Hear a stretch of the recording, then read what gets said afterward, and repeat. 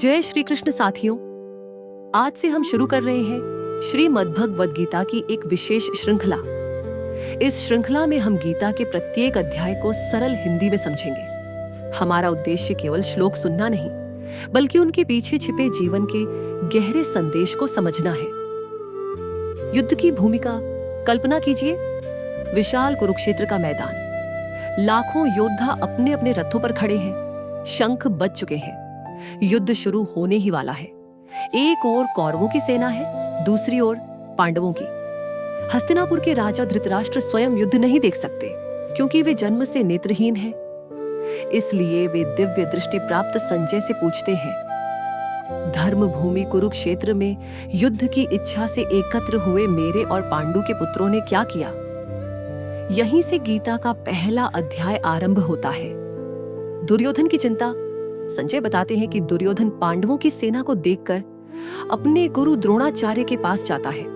वह देखता है कि सामने भी शक्तिशाली योद्धा खड़े हैं, इसलिए वह अपनी सेना का उत्साह बढ़ाने का प्रयास करता है। शंखनाद भीष्म पितामह सबसे पहले अपना शंख बजाते हैं। उसके बाद दोनों सेनाओं में शंखों की गूंज फैल जाती है। भगवान श्री कृष्ण और अर्जुन भी अपने शंख बजाते हैं। यह केवल युद्ध का संकेत नहीं था, बल्कि अपने अपने धर्म के पालन का संकल्प भी था। अर्जुन की विनती। अर्जुन श्री कृष्ण से कहते हैं, हे कृष्ण, मेरा रथ दोनों सेनाओं के बीच ले चलिए। मैं देखना चाहता हूं कि मुझे किन लोगों से युद्ध करना है। श्री कृष्ण रथ को भीष्म और द्रोणाचार्य के सामने रोक देते हैं। अर्जुन का मोह। अर्जुन देखते हैं कि सामने उनके दादा, गुरु, भाई, मित्र और रिश्तेदार खड़े हैं। उनका हृदय द्रवित हो जाता है।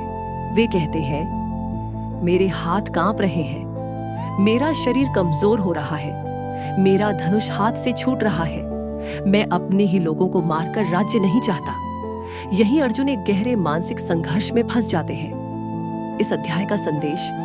पहला अध्याय हमें यह नहीं सिखाता कि युद्ध कैसे लड़ना है।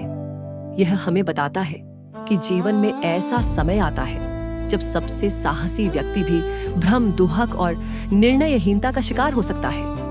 जब मन भ्रमित हो, तब सही मार्गदर्शन की आवश्यकता होती है। यही कारण है कि अगले अध्याय में भगवान श्री कृष्ण अर्जुन को आत्मा, कर्म और धर्म का दिव्य ज्ञान देना शुरू करते हैं। अगले भाग में हम अध्याय 2 सांख्य योग को समझेंगे, जहां गीता का वास्तविक उपदेश शुरू होता है। मिलते हैं अगली वीडियो में। धन्यवाद। राधे राधे। जय श्री कृष्ण।